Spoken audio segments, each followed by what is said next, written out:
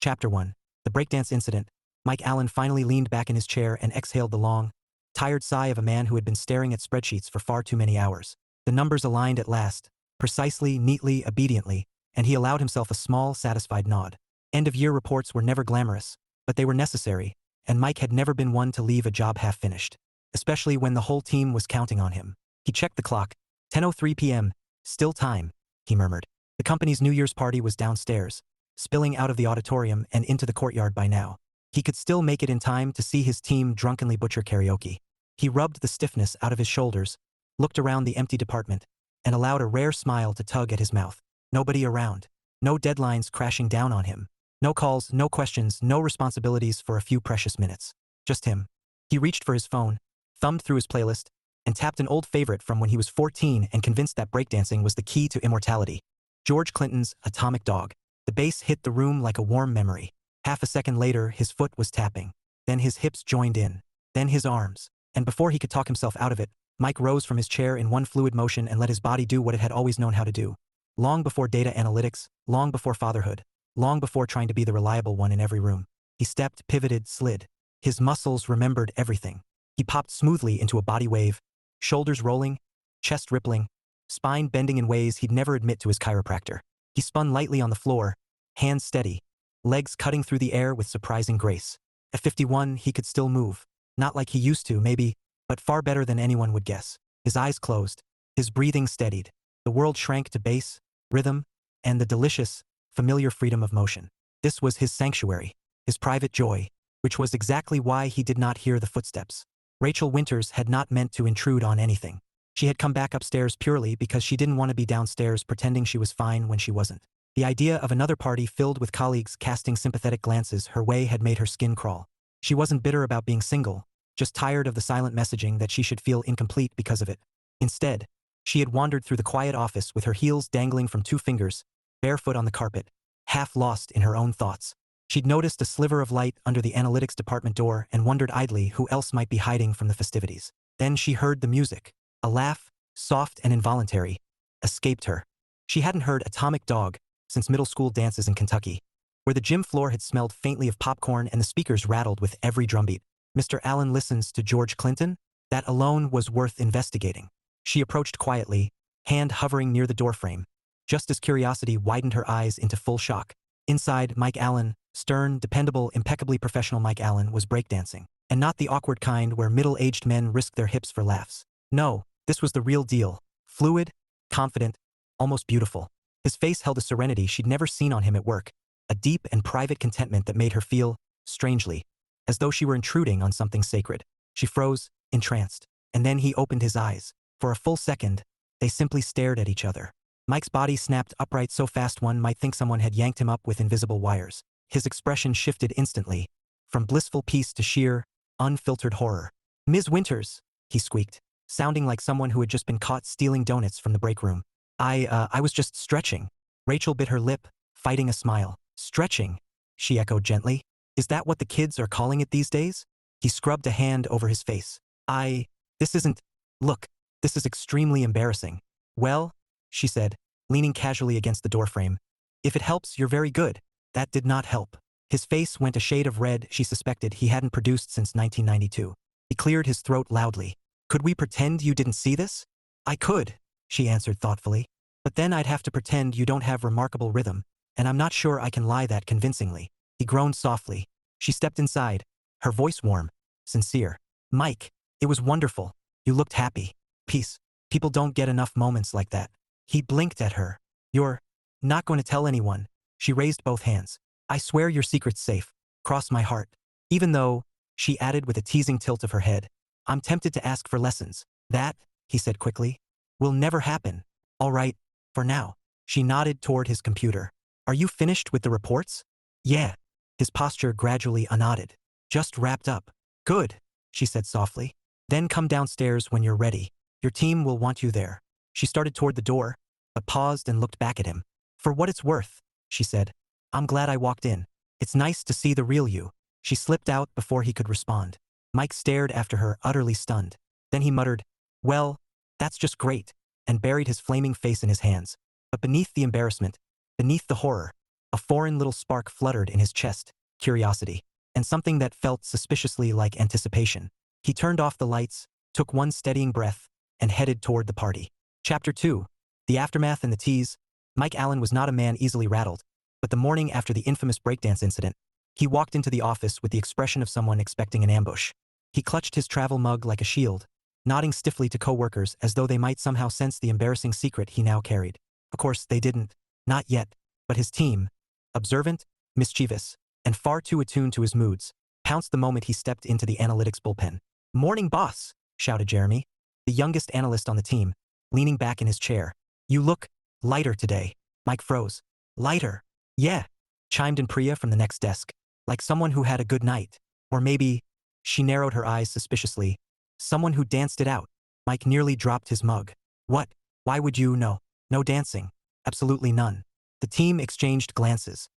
They smelled blood in the water. Jeremy said slowly. "Got it. No dancing." Mike pointed at them in warning. "I mean it. Don't start." But the damage was done. His uncharacteristic defensiveness only fueled their imagination. They whispered theories the entire morning, ranging from salsa classes to spontaneous flash mobs to a secret hip-hop past. Mike endured all of it with a permanent frown and the dawning realization that he desperately needed caffeine. He retreated into his office, closed the door, and sat down to regain some dignity. That lasted 7 seconds. A notification pinged across his screen. "New email from R. Winters." Mike's stomach dropped straight through the floor. With mounting dread, he clicked it open. Subject: "Last night." Message: "Just a quick note to confirm that no reports were harmed during the stretching. Very impressive flexibility, Mr. Allen. R. Winters." Mike covered his face with both hands and groaned into his palms. She was teasing him. His department chair, his boss's boss, a woman known for her sharp professionalism and sharper intelligence, was teasing him. He reread the message twice, searching for any hint of malice. But no. Rachel's tone was playful, gentle, almost warm. That was somehow worse. He debated replying. Should he thank her? Apologize? Pretend his mortification had evaporated? But ultimately decided that silence was the safest choice. He closed the email, turned off notifications, and willed himself to focus on work. He managed a solid 12 minutes before someone knocked on his doorframe. He looked up and nearly choked on air. Rachell Winters stood there with a coffee in one hand and a folder in the other, her red hair pulled into a sleek twist, her expression unreadable except for the faintest twitch at the corner of her lips. "Good morning, Mr. Allen," she said smoothly. "I hope your evening wasn't too exhausting." He blinked at her. It was fine. Normal. Completely normal. Nothing unusual at all." Her eyebrow arched. I see." She stepped inside and placed the coffee on his desk. "I figured since you were here so late last night, you might appreciate an extra cup. Cream, 1 sugar, right?" Mike stared. She'd remembered. He wasn't sure if that made him more or less flustered. "Thank you," he said quietly, accepting it like it was evidence in a trial. "That's kind of you." She nodded once, then lifted the folder. "I need your team's projections by Thursday. No rush. Just when you get to it." "Yes, ma'am." She turned to leave, and then paused, looked back, smiled just a little. "For what it's worth," she said softly, "I'm glad you stayed late last night. It was good to see a different side of you." Mike forgot how to breathe. Then she was gone, her heels clicking down the hallway, as if she had not just detonated a small emotional bomb in his office. He sat motionless for a full minute.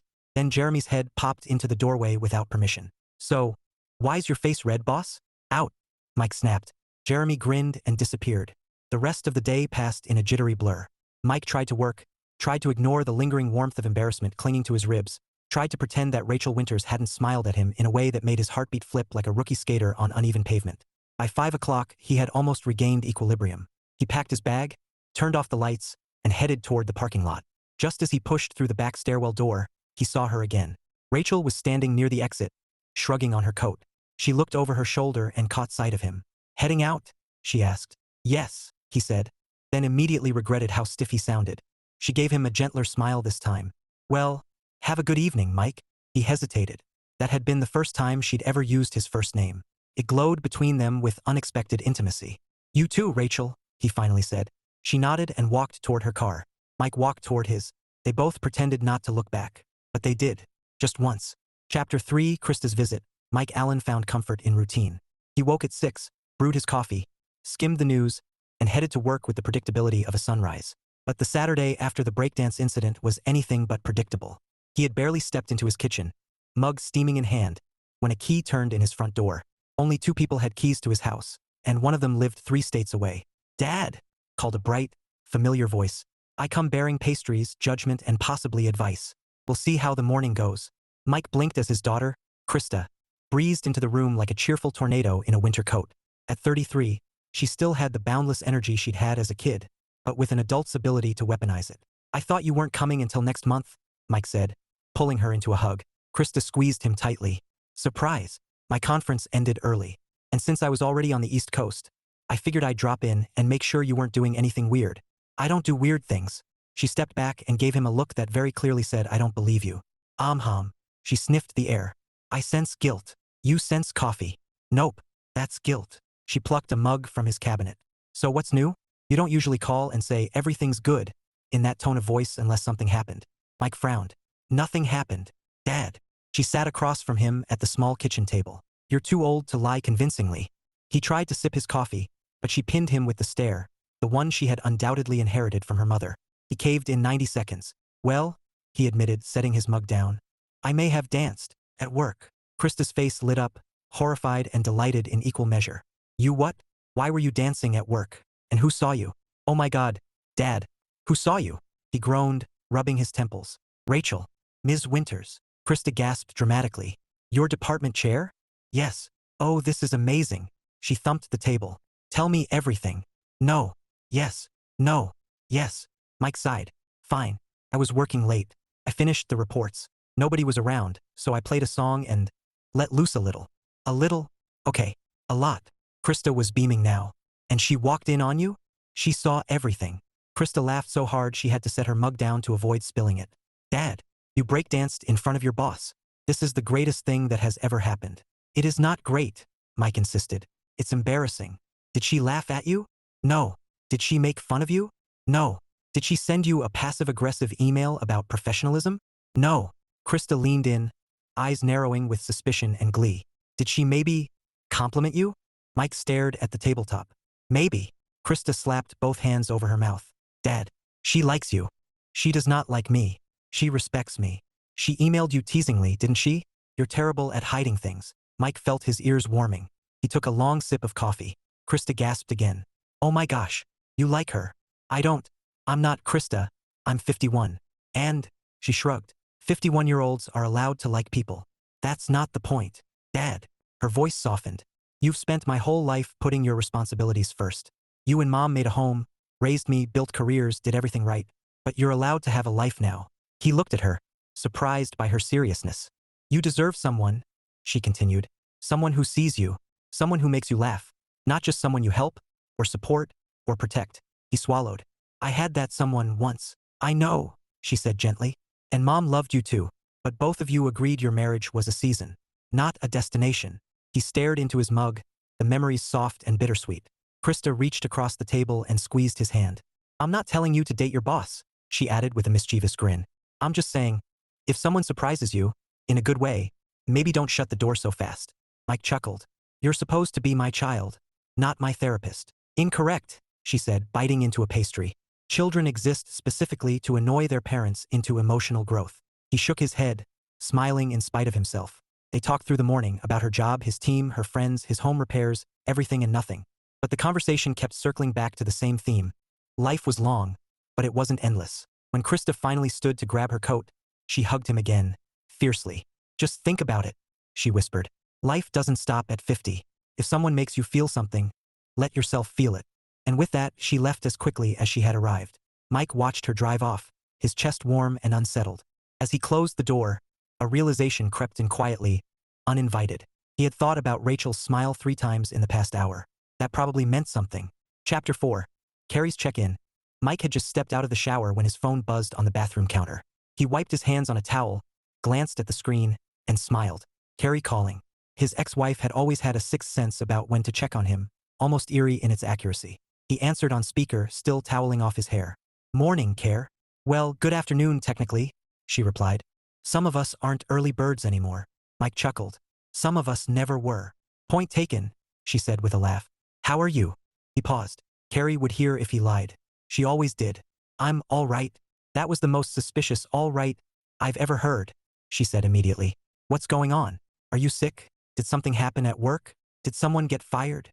No one got fired. Okay. So something did happen. Mike sighed. He leaned against the counter, facing his reflection in the mirror.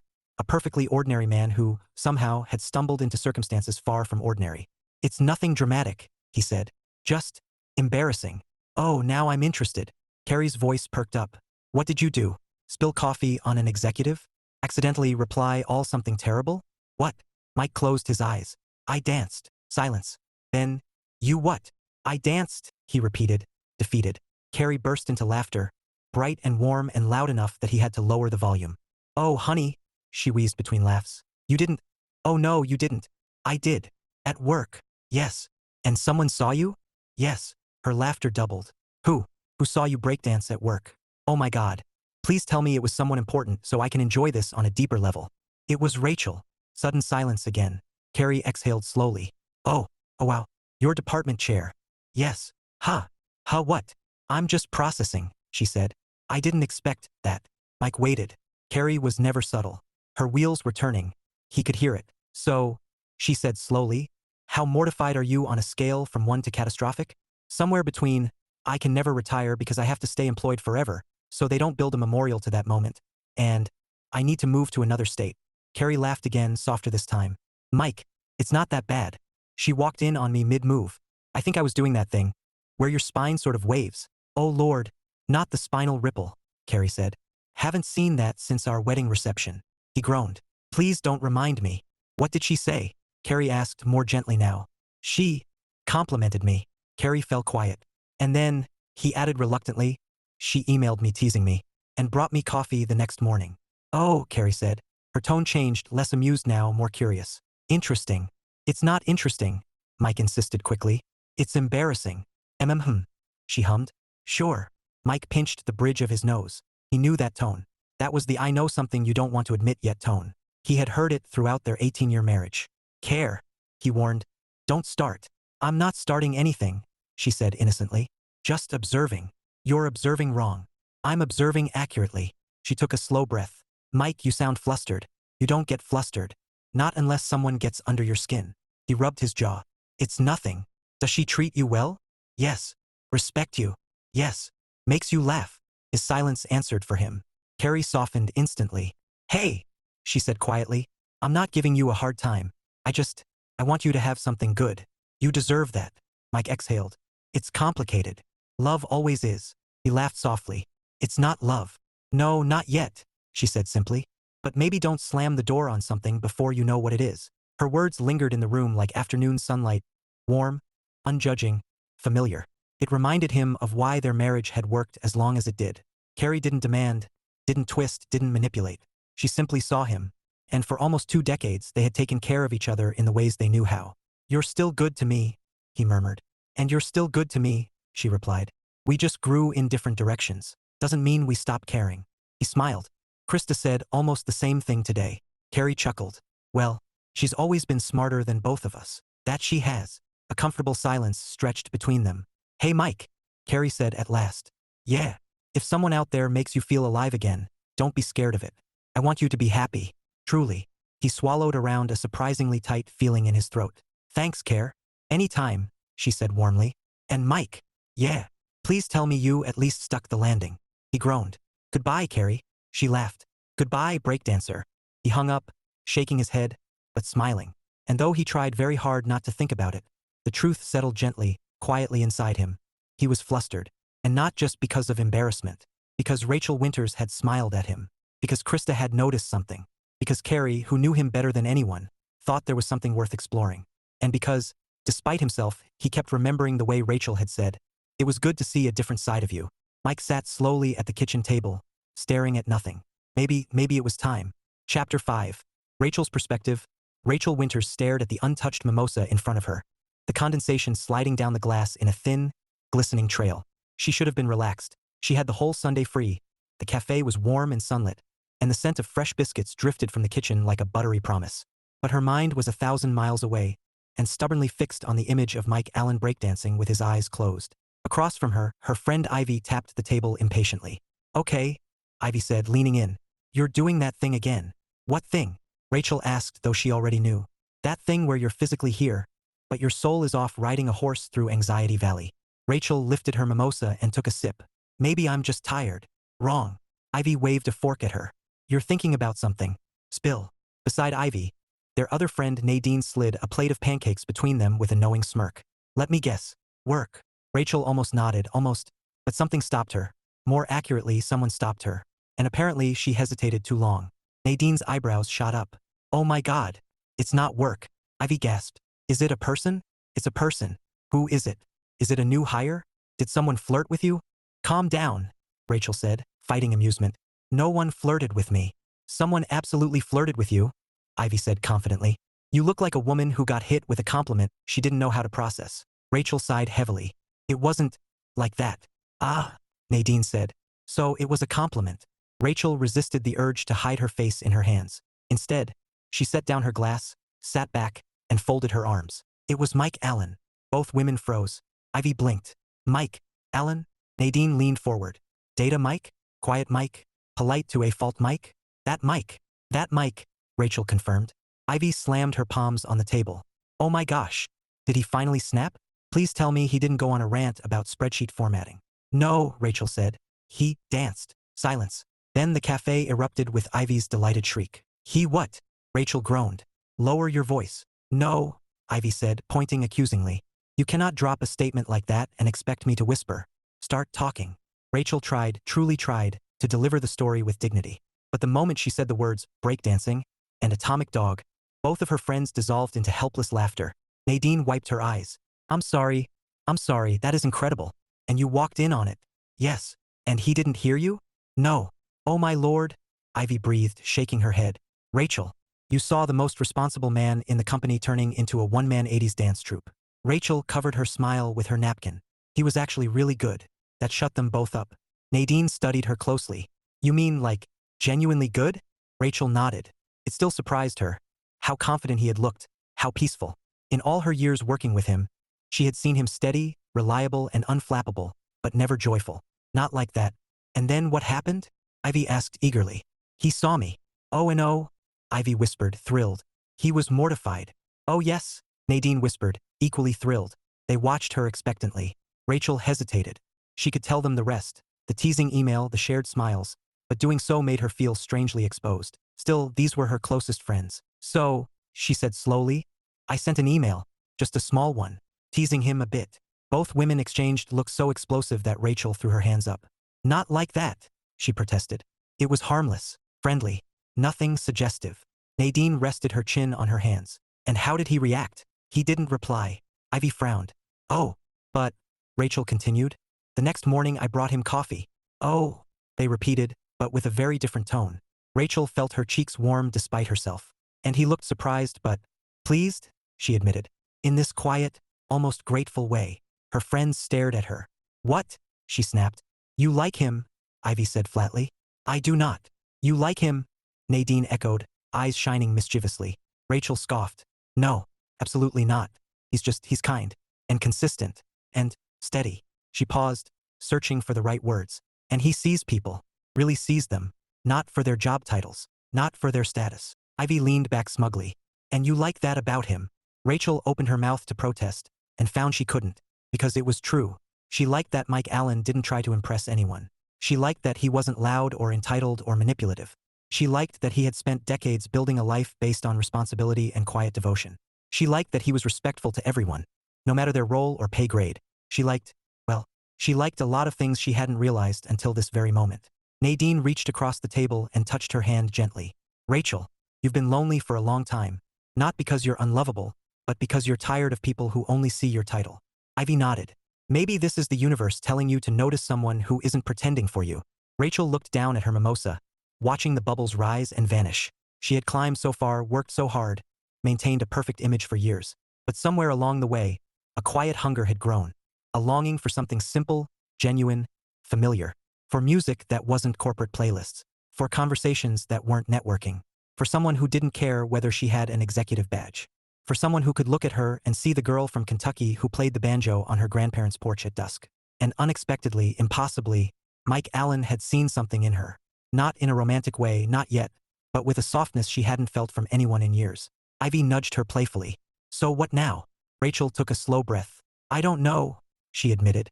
But for the first time in a long time, I'm curious. Her friend smiled, warm and knowing. And for the rest of brunch, she found she didn't mind the teasing so much. Chapter 6. The project that forces collaboration. By Monday morning, the entire building vibrated with that peculiar early year energy. Half optimism, half panic. Departments were scrambling to meet quarterly projections. Executives were scheduling meetings faster than their assistants could warn them. And everyone had collectively realized they had made too many New Year's resolutions they were already abandoning. Mike arrived early, as usual, coffee in hand, intent on sinking into the quiet calm before his team trickled in. But peace apparently was too much to hope for. At precisely 8:04 a.m., his office phone rang. He frowned. Only one person called his direct line this early without warning. He answered cautiously, "This is Mike." "Mike," came Rachel's voice, clipped in that someone upstairs made a decision I now have to live with tone he recognized immediately. "We've been assigned a cross-department audit." He closed his eyes. "How big?" "Very." "How urgent?" "Extremely." He exhaled. "And we're leading it." "We're co-leading it," she corrected. "My office, 10 minutes?" He hesitated, not because he didn't want to see her, but because he was still trying to pretend he was a normal, functional adult who hadn't spent the weekend replaying their interactions like a teenager discovering romance for the first time. "On my way," he said. Rachel's office, despite being larger and more polished than most, retained her signature warmth, soft lighting, a potted fern that refused to die, and a framed print of a Kentucky hillside. Mike knocked, and she looked up from a thick folder, offering a small, grateful smile. "Morning," she said. "Coffee?" "I already grabbed some, thanks." "Good. You'll need it." She slid a stack of documents toward him, forecast inconsistencies, missing interdepartmental reports, mislabeled cost analyses. Mike skimmed the first few pages and let out a low whistle. "This is messy." "That's a generous word." Rachel leaned back in her chair, pinching the bridge of her nose. Apparently the internal audit team flagged several discrepancies, and the executives want an independent dive, yours and mine. "Lucky us." "Lucky indeed." They shared a weary smile. And just like that, the awkwardness from the previous days thinned, still present, but softened by shared duty. By mid-morning, they had spread documents across her conference table. Mike worked methodically, calm and steady. Rachel moved with quiet precision, annotating margins, highlighting patterns only she saw. They were different, but they fit together professionally in a way that felt seamless. "So," Mike said without looking up, "we're working together for the next 2 weeks." "Unless the building burns down," she replied. He chuckled. "I'm afraid my dancing doesn't cause spontaneous combustion." She froze for half a beat, just long enough to make him wonder if he'd crossed a line.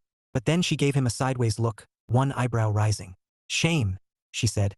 "That would be an interesting way to avoid audits." Mike laughed, a warm, unguarded sound, and her stomach did something that felt embarrassingly close to a flutter. She coughed lightly, redirecting her attention to the spreadsheets. "Focus, Rachel." But conversation kept flowing between them, little threads of personal history woven in with data and projections. He learned about her childhood in Kentucky. Small-town markets, summer fairs, bluegrass festivals, and the clacking rhythm of clogging performances. "You dance too?" he asked, pleasantly surprised. "Clogging," she corrected. "A very dignified form of stomping." He grinned. "I'd pay money to see that." She smirked. "Careful. I might take you up on that." In return, she learned about his climb from the production floor to analytics, taking night classes, earning certifications, raising Krista, choosing responsibility over sleep for almost 2 decades. "You've lived several lives," she murmured. Mike shrugged modestly. "Just did what needed to be done." "That's not something everyone does," she said. "You should give yourself credit." He looked down at his papers, flustered, not with shame, but with gratitude. It had been a long time since anyone outside his family said something like that. Lunchtime approached, and Rachel suggested grabbing food in the break lounge. They walked side by side, comfortable but quietly aware of each other. "I brought leftovers," Mike admitted, setting his container on the table. "Chicken and vegetables. Nothing exciting." She lifted an eyebrow. "That's healthier than anything I've eaten in the last week." "You? Really?" She shrugged. "Executive life. Coffee is a food group. That explains a lot." "Excuse me?" she said, feigning offense. "I just mean," he added quickly, "you have high energy." She folded her arms. "Are you saying I'm hyper?" "No. I mean driven, focused, very effective." Rachel stared at him, then burst out laughing. He relaxed, smiling despite himself. Lunch passed easily. Conversation dipped from work to music to embarrassing childhood stories. He told her about splitting the seat of his pants during an 8th grade dance competition. She shared a fiasco involving clogging shoes and a loose stage board. By the time they returned to her office, something had shifted, but subtly, like sunlight changing direction without anyone noticing.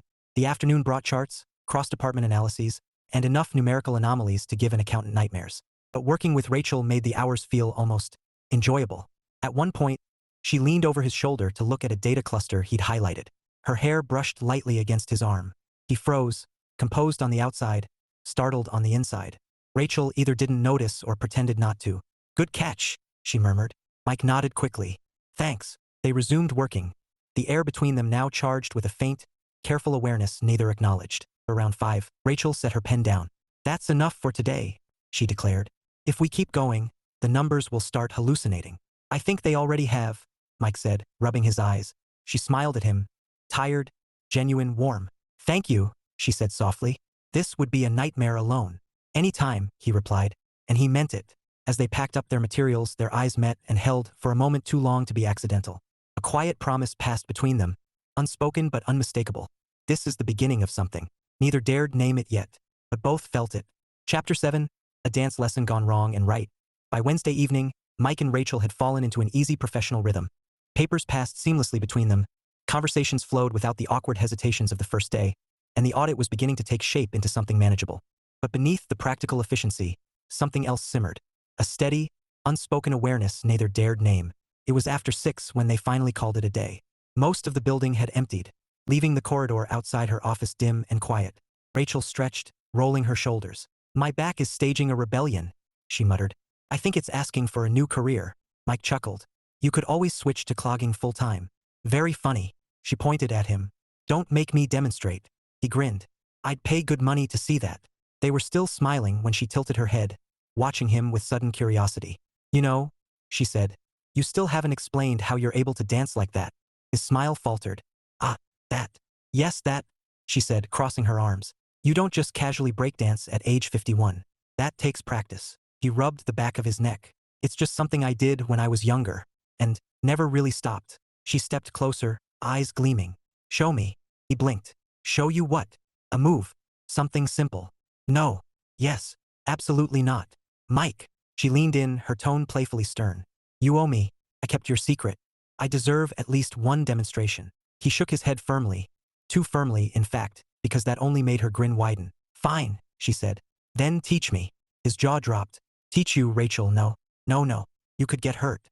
"Please," she scoffed. "I was clogging before you learned how to spell rhythm."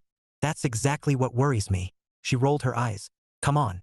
Just something small. Something easy. Something that won't end with me in the hospital, or you in therapy." He groaned. But she was looking at him with that combination of mischief and sincerity that made his ribs feel too warm. 5 minutes, she said. One move. In the conference room. No witnesses. He closed his eyes. "I'm going to regret this." The conference room was empty. Chairs pushed neatly against the wall. The carpet soft and forgiving. Rachel kicked off her heels and wiggled her toes with a sigh of relief. "See?" she said. "I'm already improving morale." Mike stood in the middle of the room, resigned. "All right, something simple." He thought for a moment. "We'll start with a top rock step. Basic footwork. Easy. Minimal risk of death." "Oh, good," she said dryly. "I hate that maximum risk of death stuff. Follow my lead," he instructed, demonstrating a slow, rhythmic step, cross, tap, back, shift. Rachel watched intently, then nodded. "I can do that." She tried.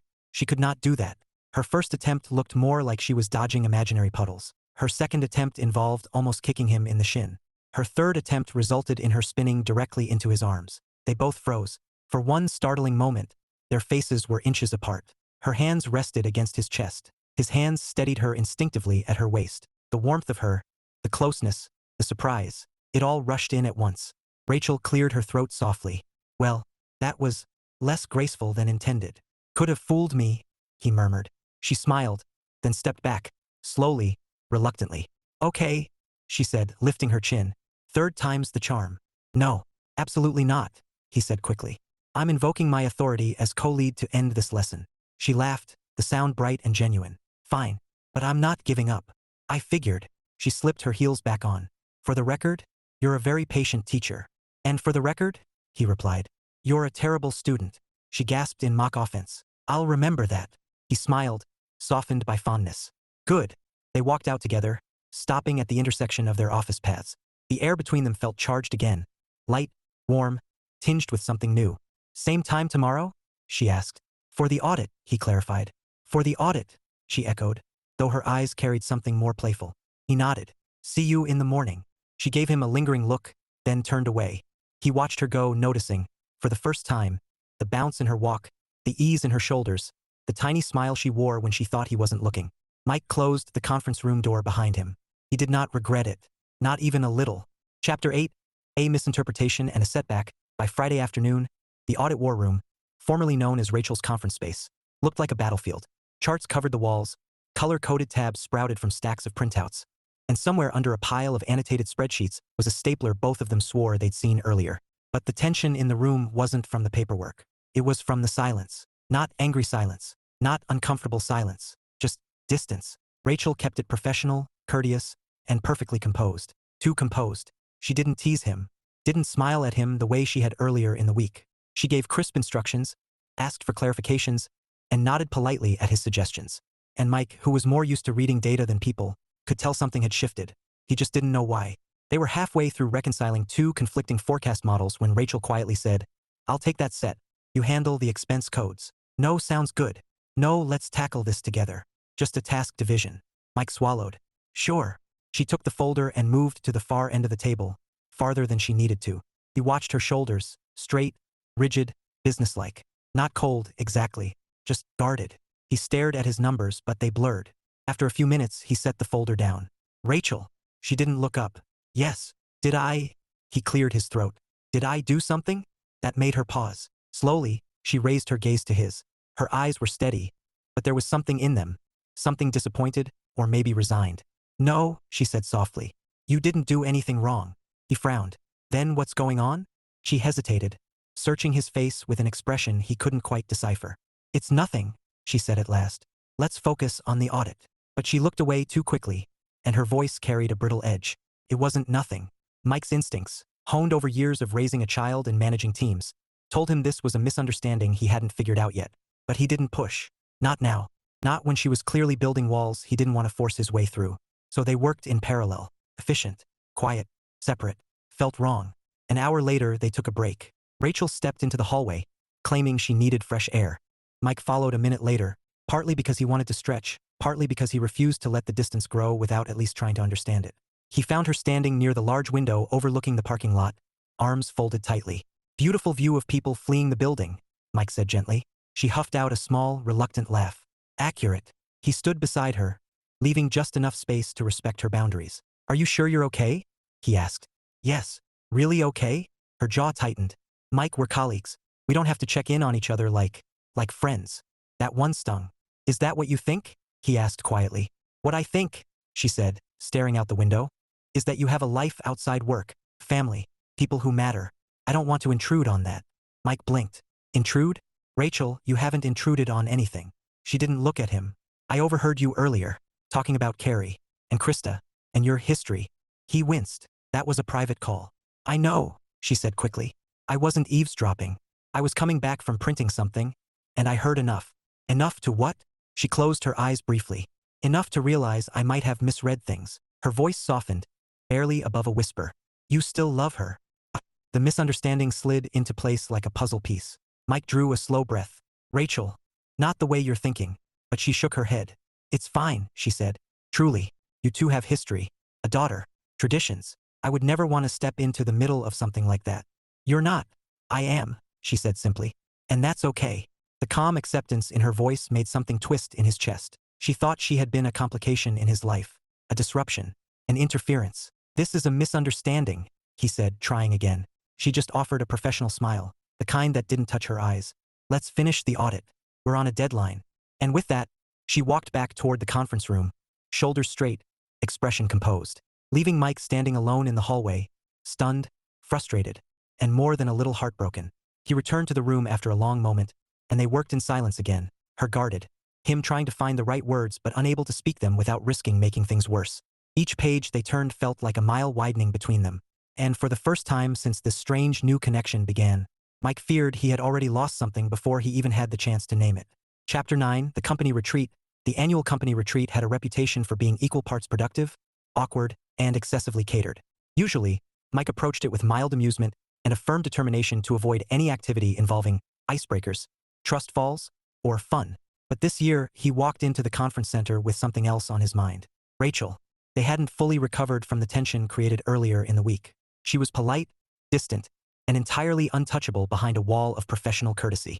And Mike, who prided himself on clarity, on understanding patterns, on reading between lines, couldn't fix what he didn't understand.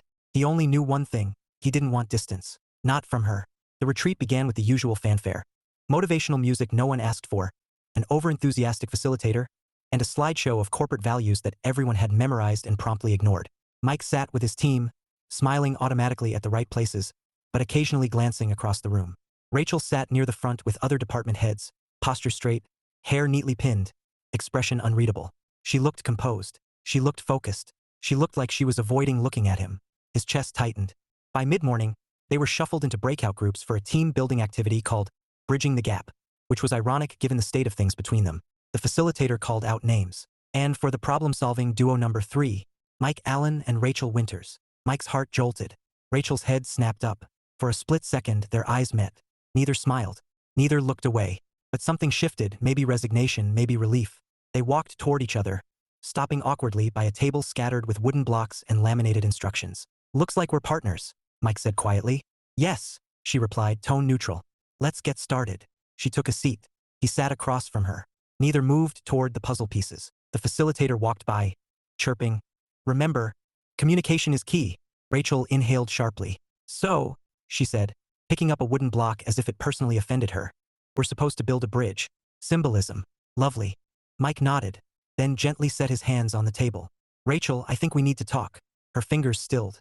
She did not look up, but her voice was steady. "I don't think that's a good idea right now." "Why not?" "Because," she said, placing the block down with clinical precision, "we're at work, and this is already complicated." He leaned forward slightly. "It doesn't have to be." She blinked at that, finally meeting his eyes. For a moment, her expression wavered between conflict and longing. Then she closed the door on it, firmly. "Mike," she said softly, "you care deeply for your family. I respect that, and I respect everything you and Carrie built. But I don't fit into that picture." Now it made sense. Fully. Painfully. The misunderstanding that had poisoned the air between them. He shook his head. "No. You misunderstood." She stiffened. "I heard you talking about her." "Yes," he said gently. "Because she's important to me. Because she was my partner in raising Krista. Because we shared a life. And because respect doesn't go away just because the marriage did." Rachel's jaw tightened. "And that's exactly why." "But that's all it is now," he interrupted, voice soft but certain. "Respect. Loyalty. Friendship." Her breath caught. He continued. "I don't love Carrie the way I loved her at 20. And I don't love her the way a husband loves a wife." He paused. "I love her the way you love someone who walked with you for years and helped you raise a child. That's a different kind of love." Rachel's eyes flickered, uncertain, vulnerable. He leaned back, voice steady but open. "I'm not holding on to the past. We both let go a long time ago." She swallowed hard. "I didn't know. You didn't ask. I was trying to give you space," she said quietly. "And trying not to get in the way." He gave her a sad smile. "You were never in the way. You were the first thing in years that made me curious." Her eyes widened, slowly, beautifully. The facilitator clapped loudly nearby. 1 minute left. "How's everyone's bridge coming?" They both glanced at their untouched pile of wooden blocks. A laugh burst out of Rachel, soft, sudden, real. "We're doing terribly." Mike chuckled. "Worst bridge builders here." They both reached for blocks at the same time. Their hands brushed. Neither pulled away immediately. They built something lopsided, uneven, and structurally unsound, but it stood long enough for the facilitator to declare it symbolic of dynamic collaboration. They moved to the next session together, still cautious, but something important had melted between them. Something fragile, something hopeful, and for the first time in days, Mike felt the distance between them begin to shrink. Chapter 10. Mike lets go of embarrassment. The following week began with a surprising sense of calm. After the retreat, something between Mike and Rachel had quietly, delicately, shifted. The misunderstanding wasn't fully resolved, and neither of them was bold enough to call it progress. But the air between them no longer carried the stiff, polite distance of the days before. There was warmth again, tentative but unmistakable. Monday morning found them back in the audit room, elbow deep in numbers, highlighters, and the kind of inconsistencies that made both of them question the company's commitment to labeling anything accurately. But this time, when they reached for the same file, their hands brushed, and instead of pulling away, they shared a small smile. A real one. "Looks like we're still terrible at coordinating who grabs which stack," Rachel said lightly. "We're getting better," Mike replied. She tilted her head, amused. "Oh? Based on what metric?" He thought for a second. "We're not avoiding eye contact." She laughed softly. "I suppose that is an improvement." It was. They worked through lunch, side by side, without the thick tension of the previous week. Occasionally, her knee bumped his under the table. Not enough to be intentional, but enough to make his breath hitch each time. She didn't move away. Neither did he. By late afternoon, Mike felt something he hadn't felt in years. A spark of confidence. Not in work, not in numbers, but in himself. He'd spent so long being careful, respectable, predictable, responsible, that it took him until now to realize he'd also been holding back parts of himself. Parts he didn't need to hide anymore. When they wrapped up for the day, Rachel stretched her arms overhead and grimaced. "My back is going to file a complaint with HR." He chuckled. "Want a suggestion? If you tell me to take up breakdancing, I swear." "No," he said quickly. "No demonstrations. No injuries. Just a invitation." She blinked, curious. Invitation. He rubbed his palms against his jeans, suddenly aware of nerves he didn't want to have. "I go to a small community dance night once a month," he said. "Nothing fancy. Mostly older folks. Swing, two-step, some line dancing. Good music. Nice people." He paused. "I'm going tonight." She stared at him. Not confused, not surprised, but carefully focused, as though trying to read the intent behind his words. "And you're telling me because?" Mike took a steadying breath. "I'd like you to come." Her lips parted, the tiniest flicker of vulnerability crossing her face. "Mike," she said gently, "are you sure that's a good idea? After everything? After the misunderstanding?" "I'm sure," he said without hesitation. "And I'm tired of being embarrassed about the things I enjoy. I don't want to hide them. Not from you." That startled her. He continued, voice quiet but steady. "I like dancing. Not the breakdancing, well yes, that too. But mostly the simple stuff. And I'd like to share that. If you want to." A beat of silence fell. Then another. Her eyes softened. "I haven't danced since Kentucky." "I know," he said, smiling faintly. "You told me about clogging." She groaned. "Please don't bring that up. It was charming. It was a menace." He chuckled. "Come anyway. No pressure. No expectations. Just a night out with someone who thinks you could use a break." She looked away for a moment, weighing something invisible in her mind. Then she smiled, small, shy, hopeful. "All right," she said. "But only on one condition." "What's that?" "No spinning, no flipping. No moves that might injure either of us." "Deal," he said. The community center was modest, with twinkling string lights and a polished wooden floor that shone under the soft glow of warm overhead bulbs. A crowd of friendly, middle-aged regulars mingled near the snack table. The air carried the scent of cinnamon cookies and nostalgic music.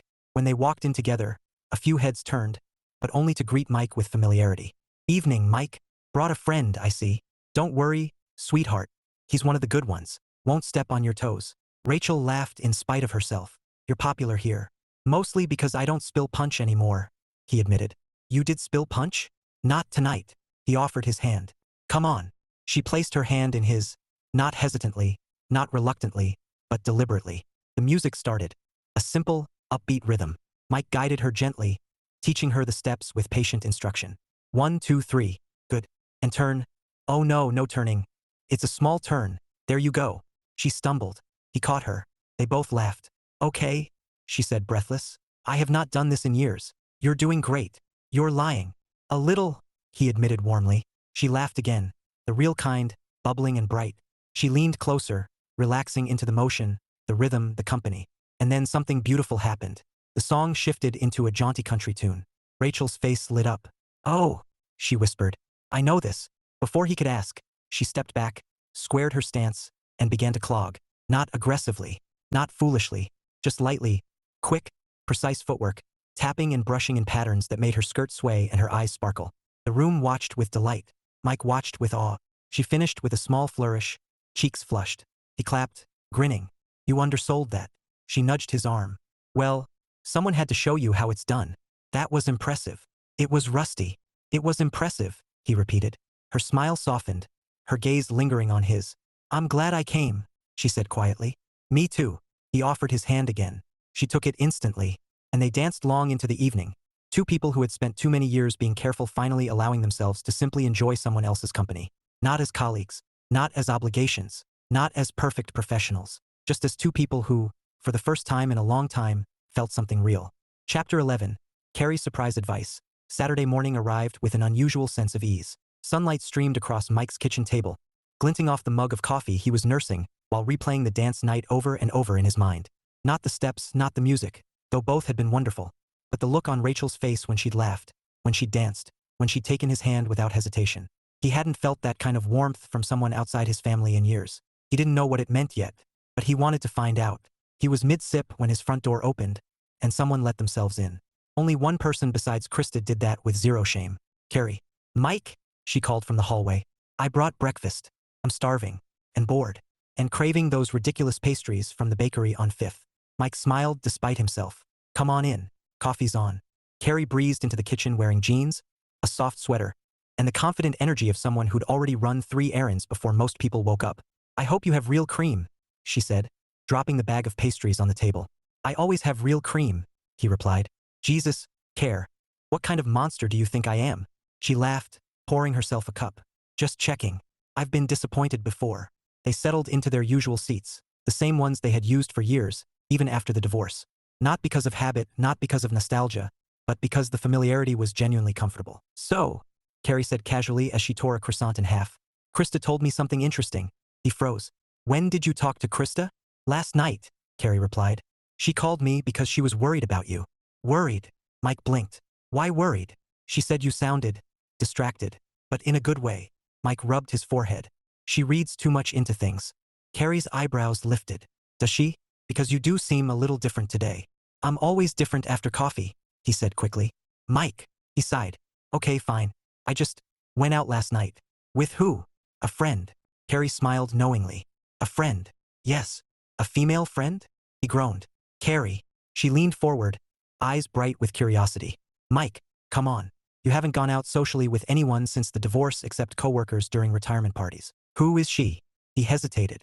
But there was no reason to hide this from Carrie. If anything, she was the one person who could look into his life without judgment or competition. Their history wasn't a tangle of unresolved feelings. It was 2 lives that had simply diverged, still connected by respect and friendship. It's Rachel, he said quietly. Carrie's eyes widened in surprise. Your department chair? Yeah. Oh, wow. He shrugged awkwardly. It's nothing big. I asked her to come to a community dance night. And she did. And, Carrie pressed. And we had a really good time. Carrie sat back slowly, studying him. You like her? He sighed. I don't know what I feel yet. I haven't allowed myself to think about things like that for years. Maybe it's time to start, she said gently. He looked at her, really looked. The woman he had married at 20 to do right by their daughter. The woman who had shared 18 years of stability with him. The woman who had encouraged him to dream again, even when those dreams didn't include her. You're not upset? He asked. Upset? Carrie repeated, incredulous. Mike, I wanted both of us to find something real one day. That was the whole point of setting each other free. I know, he said quietly. It's just strange, she guessed. New? A little scary? He nodded. Carrie reached across the table and took his hand. An old gesture, not romantic anymore, but warm and grounding. I'm happy for you, she said simply. Truly, he swallowed. Even if it changes things? Things will always change, she said with a soft smile. That's life. But we'll always be us. We'll always have our history. And I'll always want good things for you. He felt something shift inside him. An old weight lifting, a gentle permission settling into the space where hesitation had lived. Carrie squeezed his hand. So tell me about her. He hesitated only a moment before answering. She's strong, smart, a little guarded, funny when she lets herself be. She dances better than she pretends. And he paused, searching for the right words. She sees people, not their positions, not their status, just them. Carrie smiled softly. Sounds like she sees you. Mike's heart thumped once, hard. I hope so, he whispered. Carrie sat back, satisfied. Then don't overthink it. Just let yourself enjoy whatever this is. You've spent half your life being responsible. Maybe it's time to be a little brave. He chuckled. Brave? Me? Yes, you, she said firmly. You deserve something that makes you smile, Mike. He looked down at his coffee, unable to hide the warmth creeping over his face. He was smiling. Thanks, Care, he murmured. Anytime, she said. And if you go dancing again, I expect updates. Oh no, he said quickly. Absolutely not. You bet I do, she teased, finishing her pastry. I put 18 years into you. I deserve entertainment. He laughed. A full, unguarded sound. Felt good. Felt right. And it felt like the start of something he hadn't had in a long time. Hope. Chapter 12. The confession with a comedic twist. Mike stood outside Rachel's townhouse door feeling far more nervous than he had any right to be. He wasn't a shy man. He'd presented to executives, handled union disputes, raised a daughter, survived breakdancing humiliation. But this felt different. Rachel had texted him earlier with a simple message. If you're free tonight, could you stop by? I want to go over something from the audit. A normal request. Professional. Innocent. except the wording was a little softer than usual. And the period at the end, Rachel never used periods in quick messages unless she was unsure about something. He knocked lightly. The door opened almost immediately. Rachel stood there in jeans and a soft gray sweater, her hair loose for once, curling slightly at the ends. She looked different, not less polished, just more herself. "Hey," she said, smiling faintly. "Come in." He stepped inside. The place was warm, comfortable, lived in. Shelves filled with books, a couple plants that appeared miraculously alive, and most surprising, a banjo resting on a stand near the window. He pointed. "You really do play." She gave a small, embarrassed laugh. "Don't get too excited. I haven't practiced seriously in years." "Still," he said. "That's impressive." She motioned toward the living room. "Let's sit." They settled on opposite sides of the couch, close enough to talk comfortably, far enough that neither felt cornered. For a moment, neither spoke. Then Rachel exhaled shakily. "I didn't bring you here about the audit." "I guessed that," he said gently. She looked down at her hands folded in her lap. "I've been thinking. A lot. Probably too much." Mike leaned forward slightly. "About what?" "You. Me. Us." She paused, wincing at her own wording. "Not us. Just how we've been dancing around something neither of us wants to admit." His pulse quickened. "And what do you think we're dancing around?" She hesitated, her gaze searching his, careful, vulnerable, afraid of misreading again. "I like being around you," she said quietly. Mike's breath caught. "I like talking to you, working with you, laughing with you." She swallowed. "I haven't felt this comfortable with someone in a long time." He smiled softly. "Me neither." She looked away again, her voice trembling on the edges. "But I'm scared. I've built a life where the only person I can disappoint is myself. Letting someone in again." Her words faltered. "I don't know how to do it." Mike's heart tightened, not with worry, but with empathy. He understood that more deeply than she knew. "You don't have to rush anything," he said gently, "or define anything, or label it. We can just spend time together." She nodded slowly. "I want that, but I also don't want to misunderstand you again." "You won't," he promised. She looked back up at him, hope flickering through her doubt. "Then tell me what you want, Mike." He opened his mouth, and at that exact moment, his hand knocked into her floor lamp, tipping it with the comedic slow-motion horror of someone watching a tower fall. Rachel gasped. "Mike!" He lunged to catch it. He got the shade. The lamp pole swung sideways and smacked into the banjo stand, sending the banjo spinning lightly, bouncing once on the carpet before thunking against the couch. Rachel stared at the scene, speechless. Mike froze, holding the crooked lamp like a guilty magician mid-act. I can fix this." She blinked, and then she started laughing. Not a polite laugh, not a restrained executive laugh. A full, bright, helplessly genuine laugh that made her bend forward and press a hand over her eyes. "Oh my God," she wheezed. "I invite you over so I can confess feelings like a mature adult, and you nearly take out my lamp and my banjo in one hit." He set the lamp upright with as much dignity as he could muster. "This is exactly why I said no more dancing lessons." She kept laughing, her cheeks warm and eyes shining. He laughed too, unable to help it. And somehow, the ridiculousness made everything easier. When the laughter finally faded, she leaned back against the couch, wiping at her eyes. "Okay," she said breathlessly. "Start over. Tell me what you were going to say." He took a slow breath, steady, real, vulnerable. "I want to see where this goes," he said. "With you. Not because I'm lonely. Not because I'm trying to fill some space in my life.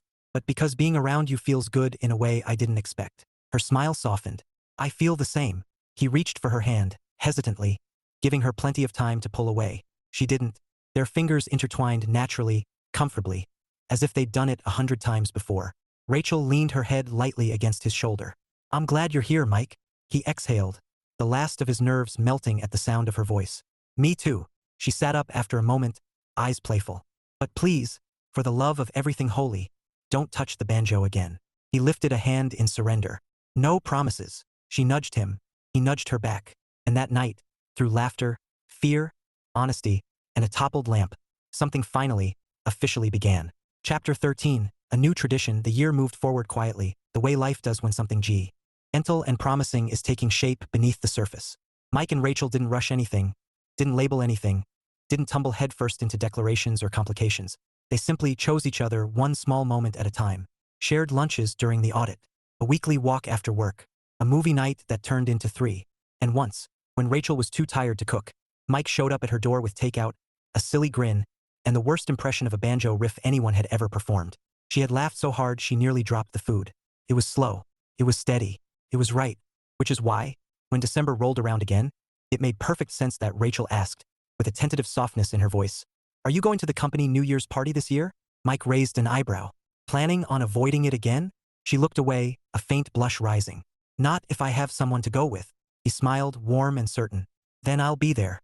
The party was held in the same hall as last year, streamers, lights, music, the whole theatrical production that the company loved and Mike tolerated. But this time, instead of arriving late and stressed, he walked in with Rachel at his side. She wore a simple emerald dress that made her hair burn brighter under the lights. He wore a charcoal jacket Krista had bullied him into buying. They looked good together, even if neither would have dared to say it aloud just yet. As they entered the room, people glanced over, first surprised, then smiling. Mike wasn't the sort to bring a date, and Rachel wasn't the sort to let people into her personal world. Seeing them together felt unexpectedly natural. Ready? Rachel asked softly. For what? For being stared at. He chuckled. Let them stare. She squeezed his hand once before letting it go. Hours passed in comfortable rhythm. They mingled. They talked with coworkers. They stole small glances across the room, each one a private conversation of its own. Near the end of the night, music shifted from energetic party anthems to something slower, warmer. Couples drifted toward the makeshift dance floor. Mike looked at Rachel. Rachel looked at Mike. She raised an eyebrow. Well, going to breakdance in front of everyone. He shook his head. That's a one-person audience skill. Lucky me, she murmured. Her cheeks warmed. So did his. He stepped forward and offered his hand. Dance with me. She hesitated for only a second, long enough to breathe in, steady herself, before placing her hand in his. They stepped onto the dance floor just as a mellow or backslash and B groove slid into the room, the kind that made everything feel a little softer, a little quieter. Mike guided her with the same patient steadiness he'd shown at the community center. She followed with natural ease, resting one hand lightly against his shoulder. This is nice, she whispered. Yeah, he said. It is. They swayed in time with the music, close but not rushed, comfortable but not casual. Around them, colleagues laughed and chatted, unaware of how significant this moment truly was. Halfway through the song, Mike pulled back slightly, not to step away, but to look at her properly. What? She asked, smiling nervously. He took a breath. I want this to be a tradition. She blinked. Dancing? No, he said, his voice dipping lower. Starting the new year with you. Her breath caught. He immediately cleared his throat, flustered. I mean, not as a resolution, not something forced. Just, I want to be here with you, if you want that too. She stared at him for a long moment, eyes soft, lips curved just faintly. Yes, she said gently. I want that. Relief flooded him. And something else, something warm, deep, quiet but certain. He wasn't a man of dramatic gestures. He didn't do grand speeches or sweeping declarations. But he could do this small, steady promise. He leaned in, giving her every chance to move away. She didn't. Their lips brushed softly. No urgency, no performance, just the gentle recognition of something true.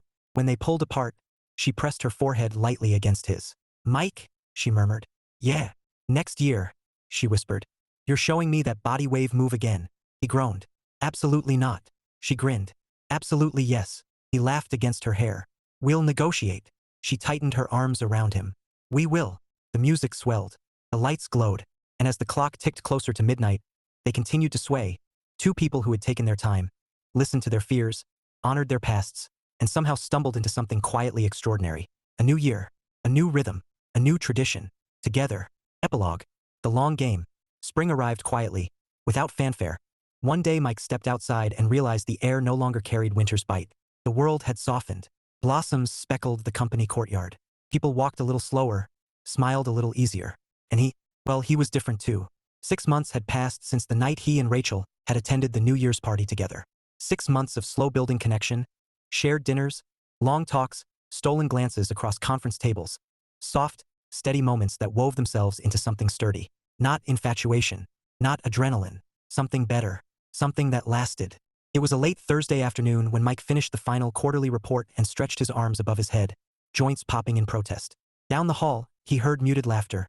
Rachel's voice mingled with the analytics team's chatter. He smiled. She'd loosened around them, slowly but unmistakably. She was still the department chair, still efficient, sharp, and organized, but she laughed more freely now, allowed herself to joke, even joined his team's lunch table more than once. All things she used to keep locked behind layers of executive distance. He checked his phone. A message from Carrie. How's the girlfriend? And don't pretend she's not your girlfriend. Krista told me you two leave the building together every day. He chuckled, typing back. Doing well. And she's not my girlfriend. Another message immediately. Mike. He shook his head, pocketed the phone, and headed down the hall. He found Rachel finishing up a conversation with Priya about an upcoming presentation. When she spotted him, her face brightened in that subtle way she hadn't quite realized she did. "Heading out?" she asked. "If you're ready," he said. Priya grinned at them both like a matchmaker in training. "Have a good evening, you two." "Priya," Mike warned lightly. She saluted. "Just saying." Once she was out of earshot, Rachel smirked. "Your team adores you. They tolerate me." "They adore you," she repeated, bumping her shoulder against his. "And they've decided I'm their honorary aunt now." He chuckled. "You're handling it well." "I'm adapting." "Yes," he said softly. "You are." They walked side by side out of the building, the late afternoon light painting everything gold. Rachel's hair glowed in the sun. Mike caught himself watching her, memorizing how peaceful she looked. At the bottom of the steps, she turned to him. "Hey, I've been meaning to ask something." He slipped his hands into his pockets. "What's that?" "Would you?" She hesitated. "Would you like to come with me to Kentucky this summer?" He blinked. "Kentucky?" She nodded, suddenly shy. "I haven't been home in a few years. Thought it might be nice to go back. Visit my mom. See some old places. Hear a real banjo player who isn't me." He smiled. "And you want me there?" "I do," she said quietly. Then she lifted her chin. "Is that too much? Too fast?" Mike shook his head, touched by her vulnerability. "It's perfect." Relief softened her expression. "Good." They continued toward the parking lot, hips brushing occasionally, hands close but not yet touching. Not until she reached out, hesitant, searching, and found his. He squeezed her fingers gently. She exhaled. "This is the long game," she said suddenly. "What is?" "You and me." She gave him a small, thoughtful smile. "We're not rushing. We're not fumbling through something shiny and short-lived. We're building something real." He nodded. "I like the sound of that." "Good," she murmured, leaning her shoulder against his as they walked. "Because I want to keep doing this. Your pace. My pace. Our pace." He smiled. The quiet, warm smile she said was her favorite. "Yeah," he said. "Me too." As they reached the cars, a breeze lifted the edge of her hair. She turned to him suddenly, eyes bright. "You know," she said, "I'm still waiting to see that breakdance move again." "Absolutely not." "Mike." "No. You promised." "I did not promise." She crossed her arms. "Well, maybe tonight." "Rachel," he groaned. She laughed, leaning up to brush a kiss against his jaw. "Fine. I'll let you escape for now." He chuckled, shaking his head. "Someday," she whispered, "you'll show me." And he knew she was right. Not today, not tomorrow, but someday in their own time he would. Because this, the two of them, was finally something he wanted to grow, step by step, one careful chapter at a time. Not rushed, not hidden, not out of obligation. Just love, the kind that arrives slowly, builds steadily, and stays. The long game, together.